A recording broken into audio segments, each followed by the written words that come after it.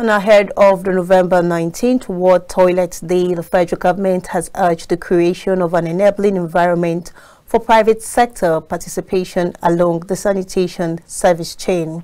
At the joint ministerial press briefing to commemorate the 2023 World Toilet Day, the Minister of Environment, Balarabe Lawal Abbas, alongside the Minister of Water Resources and Sanitation, Joseph Telumo Utsev, and Minister of Works, David Umahi, appealed to stakeholders at all levels to take practical steps and actions to ensure universal access to toilets.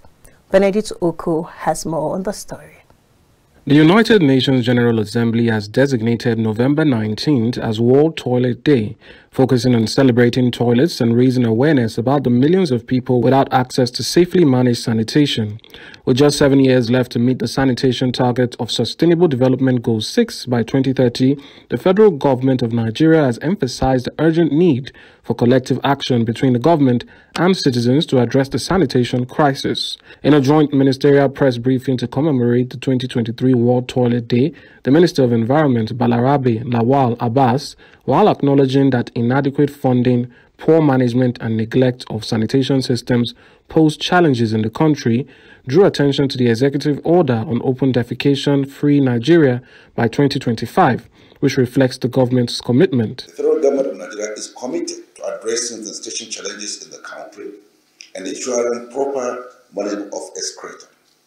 This commitment is demonstrated by Mr. President's declaration of a state of emergency on water and sanitation, and hygiene in the country, and the signing of Executive Order number 009 on open defecation free Nigeria by 2025. That's in the next 2 years. We remind all stakeholders here that the countdown 2030 has begun. We must accelerate progress to ensure everyone has access to adequate, hygienic, and safe toilets by 2030.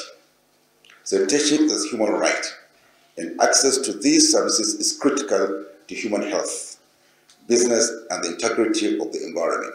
Abbas also appealed to stakeholders at all levels to take practical steps and actions to ensure universal access to toilets.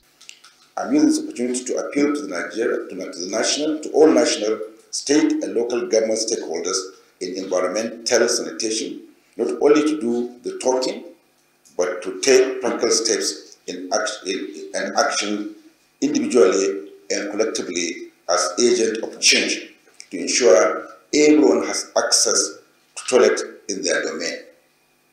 Likewise, all commercial entities such as petrol stations, shopping malls, etc., are encouraged to launch functional toilet facilities for the public as part of their corporate responsibility. With only 18% of the population having access to safely managed sanitation and 46% with basic access, the Minister of Water Resources and Sanitation, Joseph Telumo Utsev, urged the creation of an enabling environment for private sector participation along the sanitation service chain. He emphasized the need for accelerated change to address challenges posed by open defecation due to dearth of sanitation facilities. The practice of open defecation due to the death of sanitation facilities is directly correlated with sanitation-related diseases, poor educational outcomes, and loss of productivity. This is besides such as other consequences, such as the commitment's lack of dignity, inconveniences, and violence experienced by women and girls when practicing open defecation. It has therefore, in acknowledgement of the gravity of the situation, that the government initiated several interventions through the WASH programs and projects targeted at accelerating progress towards national targets within the context of our global commitment in the sector. The theme for this year's celebration, Accelerating Change, emphasizes the need for personal action to improve toilets and sanitation systems.